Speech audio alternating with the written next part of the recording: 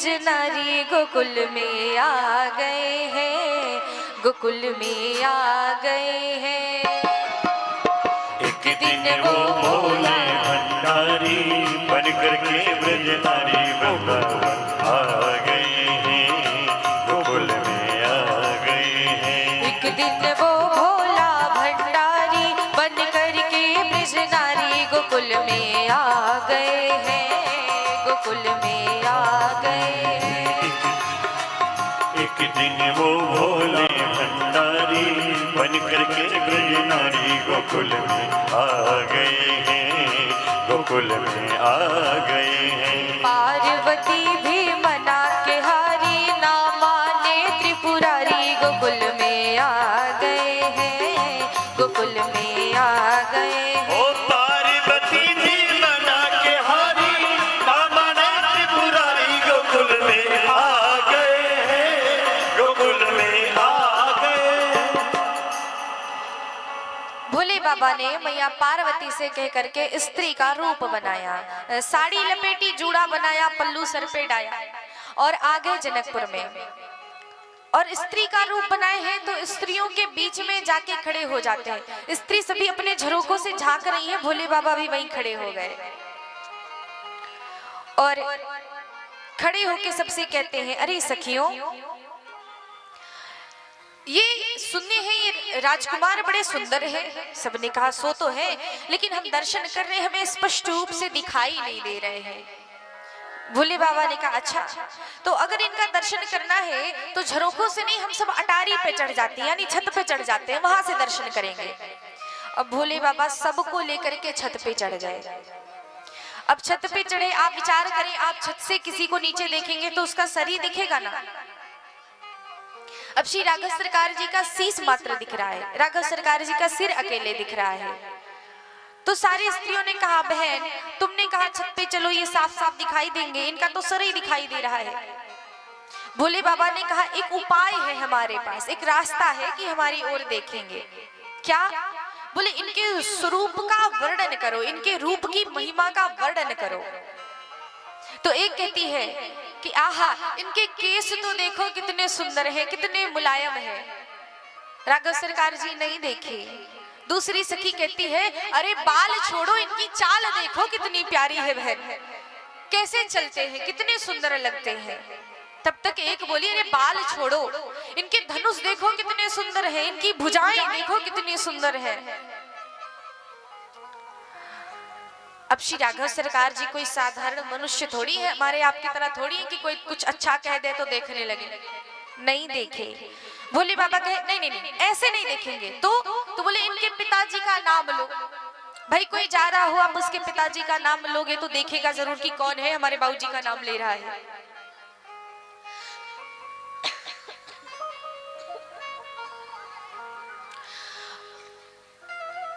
भोले बाबा ने तुरंत ही महाराज श्री दशरथ जी का नाम लिया और सखियों से कहते, अरे सखियों सुनो, ये कौन है? ए दो दशरथ के ढोटा, ये दो दशरथ के ढोटा, ए दो दशरथ जी के ढोटा, ये दो दशरथ के ढोटा। बाल मराला की कल जोटा, बाले मरालनी के बाल जोटा, बाल मराल ही के कल जोटा। बाले मरालनी के कल जोटा।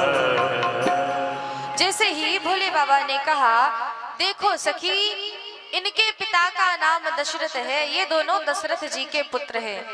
जैसे ही अपने पिता का नाम श्री लक्ष्मण जी ने सुना तो तुरंत ही अपना सिर ऊपर करके देखने जा रहे थे। राघव सरकार जी ने लक्ष्मण जी का सिर नीचे झुकाया।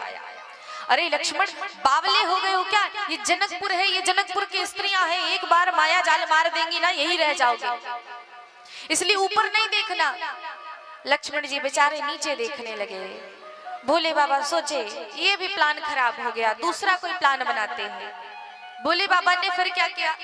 भोले बाबा कहते पिता का नाम लेना कोई बड़ी बात नहीं है, चक्रवर्ती सम्राट है महाराज, हर कोई नाम जानता है, तो इनकी माँ का नाम लेते हैं। भोले बाबा ने माँ का नाम लिया। अरे बहन, अरे सखियों, इनकी माँ का नाम जानती हो?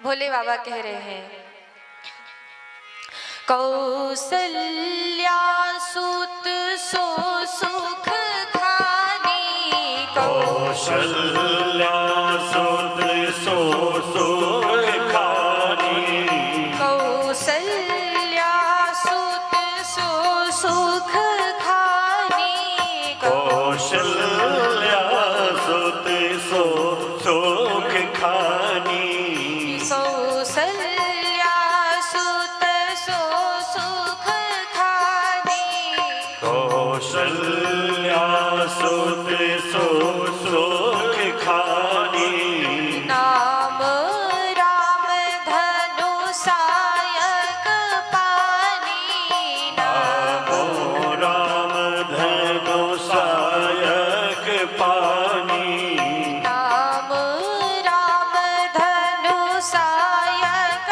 पानी, राम नाम धनु सायक पानी।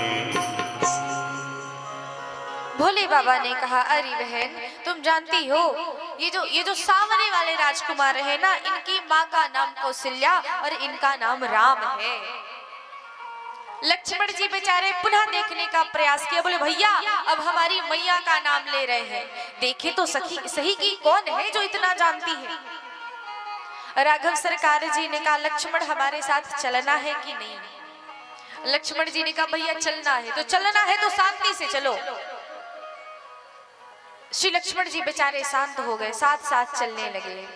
और अभी भी श्री राघव सरकार जी नहीं देखते तो भोले बाबा सोचने लगे लगता है इनकी यही इच्छा है, क्या करें, पुनः अंतिम प्रयास कर लेते हैं।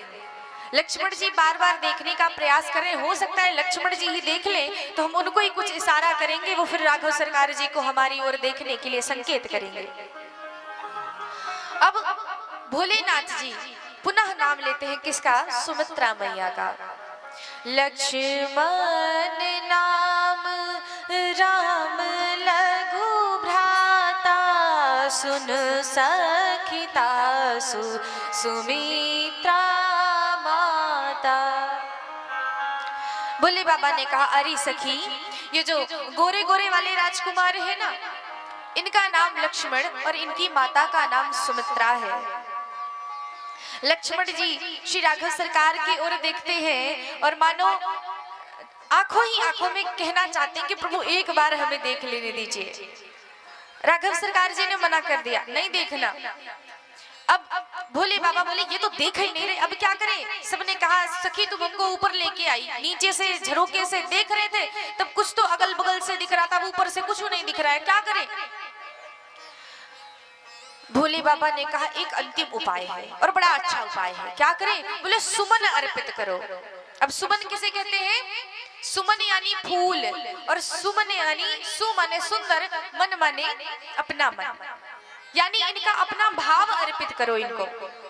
और साथ ही साथ पुष्पों की वृष्टि करो, पुष्प ऊपर गिरेंगे वो भी भाव से, तो ये अवश्य ही ऊपर देखेंगे। आप सभी दौड़ी दौड़ी गई, पुष्प लेकर के आई और श्री राघव सरकार जी के ऊपर पुष्पों की वर्षा करती है। जैसे ही पुष्पों की वर्षा की, श्री राघव सरकार जी ने ऊपर देखा, भोले बाबा मानो संकेत कर रहे हैं, हे राघव सरकार आपको सिया जो नगर में नहीं मिलेंगी, कल वो इन्हीं पुष्पों की वाटिका में मिलेंगी जहां से ये पुष्प आए हैं, वहीं पर आपको सिया जो कल दर्शन देंगी, आप वहीं पर जाइएगा। राघव सरकार जी मन ही मन प्रसन्न हुए, भोलेनाथ को पहचाने और वहां से मन ही मन प्रणाम करके वापस आने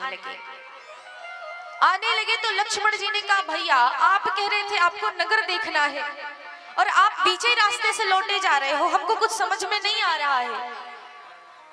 एक बार तो आपने झूठे कह दिया नाथ लखन पुर देखन चाहि, प्रभु सकोच डर प्रकट न कहाई, और अब पुनः खुद ही वापस चले रहे हो।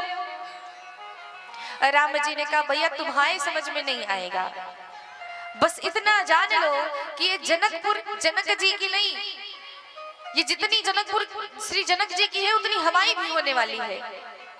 इतना कह करके श्री राघव सरकार जी लखन लाल को लेकर के वापस आए। गुरु जी के पास बैठे, गुरु जी के चरण दबाने लगे और मन ही मन एक ही बात सोच रहे हैं कि कल कैसे जाकर के सियाजू का दर्शन करेंगे। आज तो लक्ष्मण को नगर देखना ये झूठा बहाना बना दिया, कल क्या करेंगे। विचारते विचारते रात्रि हो गई। रात्रि में गुरु का चरण सेवन करते हैं, फिर श्री लखनलाल जी राघव जी के चरणों की सेवा करते हैं। किंतु मन में एक बात श्री राघव सरकार के चल रही है, कल कैसे करेंगे, कैसे जाएंगे पुष्प वाटिका में। प्रातः काल हुई। विश्वामित्र जी ने राघव सरकार का मुखड़ा देखा और समझ गए कि इनके मन में क्या इच्छा है। तुरंत ही गुरु जी ने आज्ञा दी, हे राम, तुम्हें पता है प्रातः काल उठ करके मैं पूजन किया करता हूँ। पूजन में मुझे तुलसी दल, फूल और फल की आवश्यकता पड़ती है। हे रामभद्र, क्या तुम लेने नहीं जाओगे? गुरु की आज्ञा पा करके लखनलाल जी सबसे पहले उठ के खड़े हो गए। गुरु जी, छोटे भाई के रहते बड़े भाई को क्यों कष्ट दे रहे हो?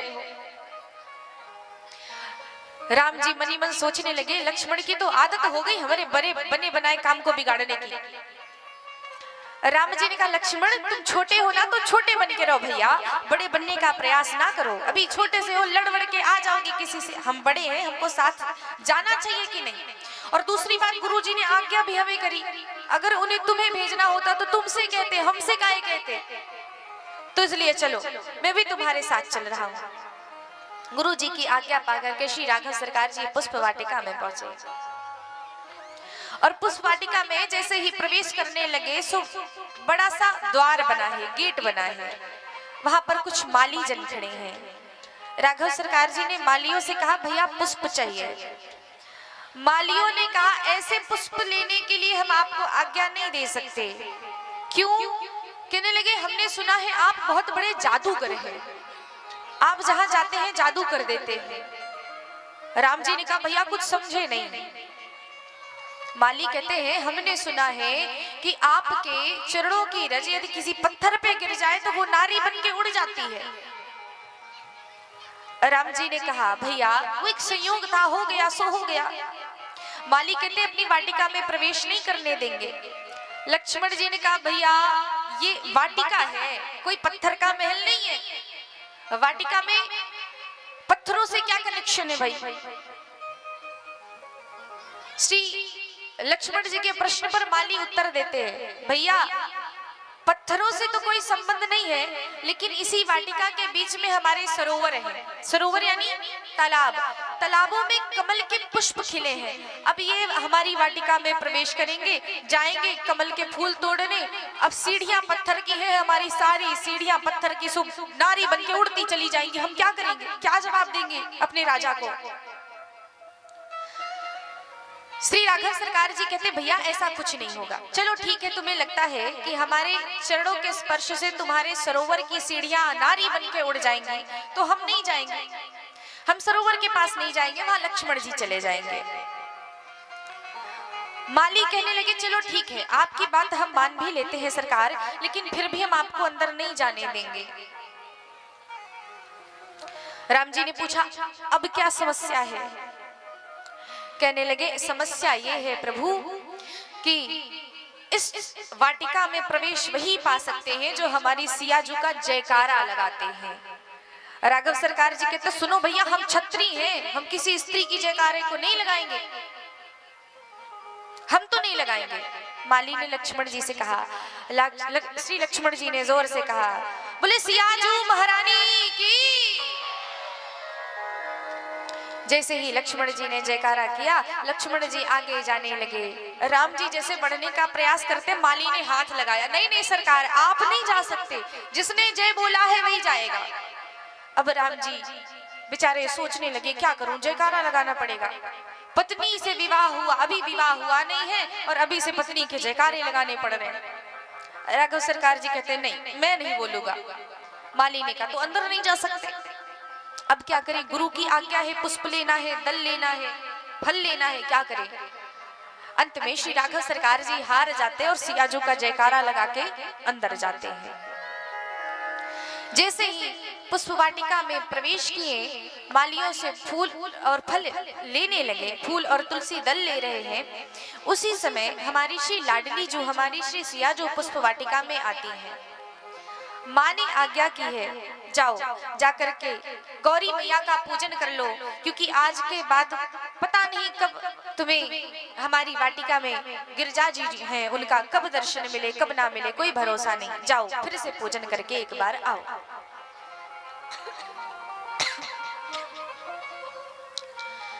सियाजू अपनी सखियों के साथ पुष्प वाटिका में पहुंची, पूजन कर रही है। एक सखी सिया संग बिहाई गई रही देखन फुलवाई।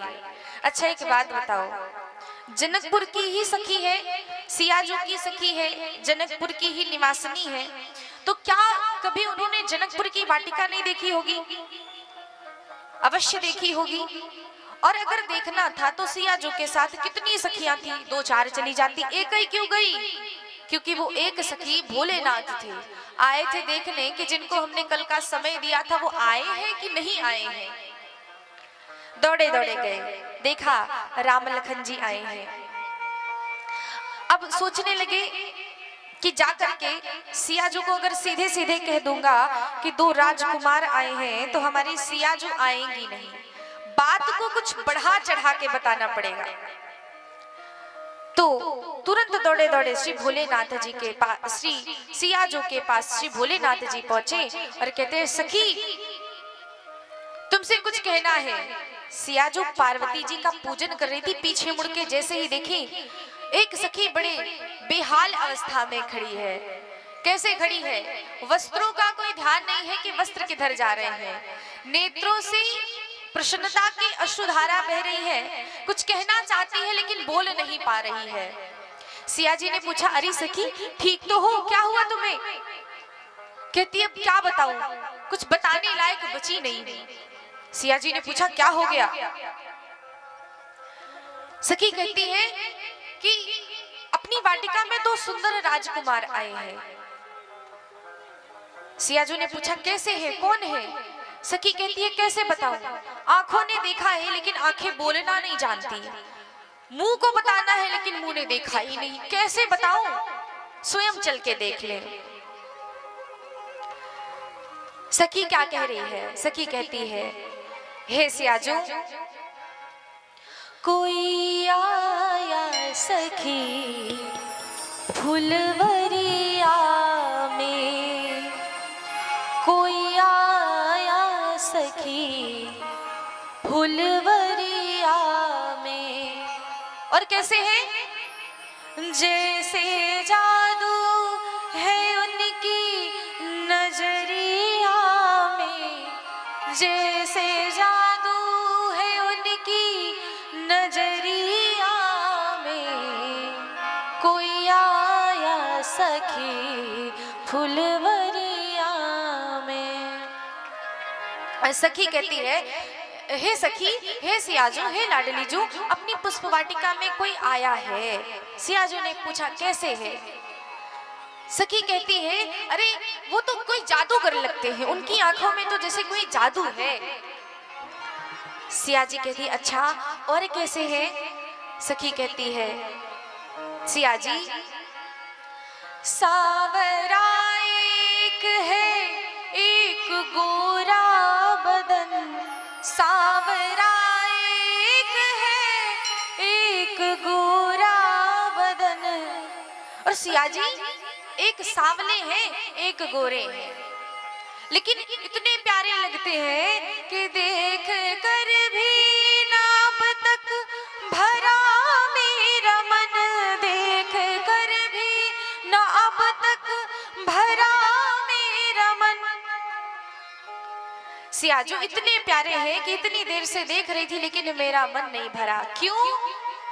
ऐसा रूप नहीं देखा उमरिया में, ऐसा रूप नहीं देखा उमरिया में। हे लाडली जो,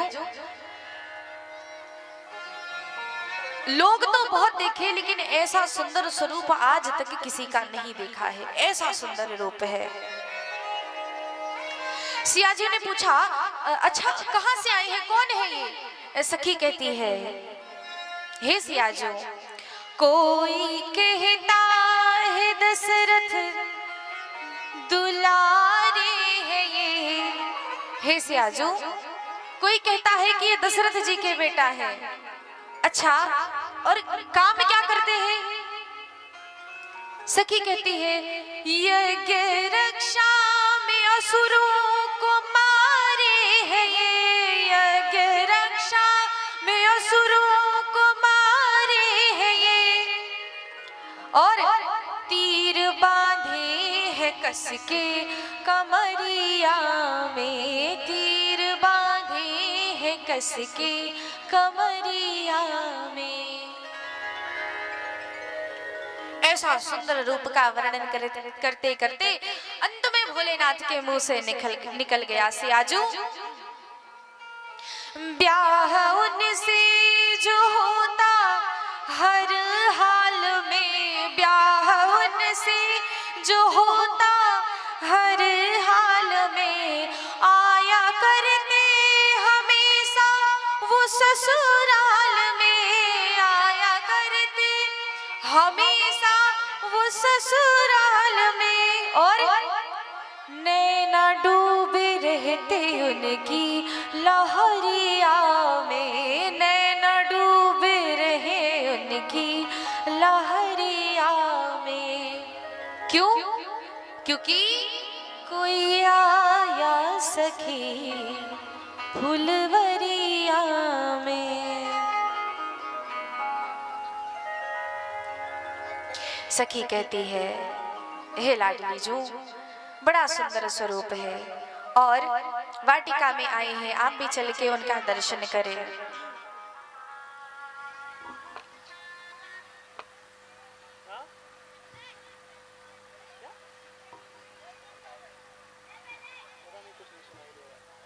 और सखी सियाजू से कहती है लाडली जू, अवध नगरिया की पतली डगरिया से धीरे धीरे, आहा कितना सुंदर भाव सियाजू